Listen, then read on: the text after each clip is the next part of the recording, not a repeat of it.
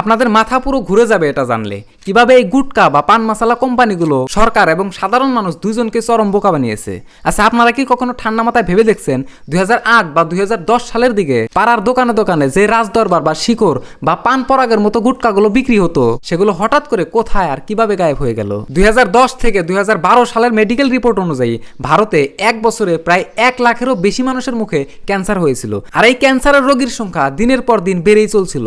অবস্থা এমন ভয়ানক হয়ে গেছিল যে সারা দুনিয়ায় ভারতের নামে একটা বদনাম ছড়িয়ে পড়ছিল যে ভারতীয়দের থেকে দূরে থাকো, ওদের মুখে ক্যান্সার হয়। এটা দেখার পর ভারত সরকারের টনক নড়ে। সরকার সাথে সাথে কড়া অ্যাকশন নেয় এবং গুটকা আর তামাকের উপর পুরোপুরি ব্যান বা নিষেধাজ্ঞা লাগিয়ে দেয়। সরকার কড়া আইন আনলো, বলা হলো যদি ভারতে তামাক বা গুটকা বেচতেই হয় তবে প্যাকেটের ওপর ক্যান্সারের কারণে পচে গলে যাওয়া মুখটার বিশাল একটা ছবি দিতে হবে। আর এই ছবির ঠিক নিচে বড় বড় করে লিখেও দিতে হবে যে তামাক খেলে ক্যান্সার হয়। সরকার ভেবেছিল এবার বুঝি কোম্পানিগুলো সাইজ হবে। এত কড়া নিয়ম দেখে গুটকা কোম্পানিগুলো তো প্রথমত একদম চমকে গিয়েছিল, কিন্তু এদের শয়তানি বুদ্ধি আপনারা কল্পনা করতে পারবেন না। এরা মাথা খাটিয়ে একটা নতুন রাস্তা বের করলো।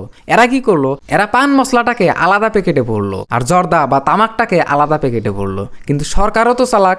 সরকার নিয়ম করে দিল টিভিতে বা পেপারে তামাকের কোনো অ্যাড বা প্রচার করা যাবে না। যদি কেউ প্রচার করে বা প্রমোট করে তবে তার 5 লক্ষ টাকা জরিমানা এবং 5 বছরের পর্যন্ত জেল হবে। এবার এই কোম্পানিগুলো নিজেদের গুটকা বিক্রি চালু রাখার জন্য এমন এক চাল চাললো যা সাধারণ মানুষ ধরতেই পারলো না। তারা ঠিক ওই একই নামের, একই রঙের আর একই ডিজাইনের প্যাকেট এলআইস বা এলআইসি বিক্রি করা শুরু করলো।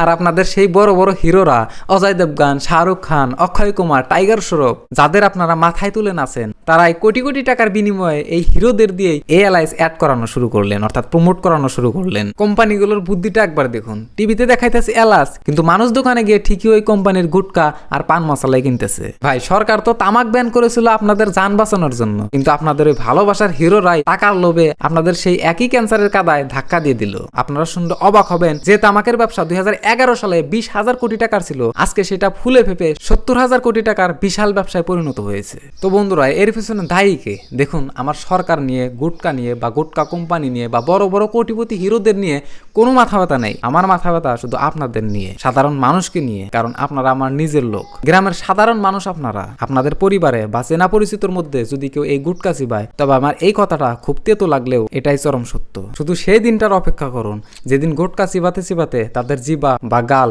ভুল করে তাদের দাঁতের নিচে চলে আসবে, আর সেখানে একটা ছোট কাটার দাগ বা ঘা তৈরি হবে। আর ওই কাটা বা ঘায়ে যখন গুটকা বা জর্দা পড়বে তখন দুনিয়ার কোনো ডাক্তার, কোনো হাসপাতাল তাদের এই মুখের ক্যান্সার হওয়ার হাত থেকে বাঁচাতে পারবে না।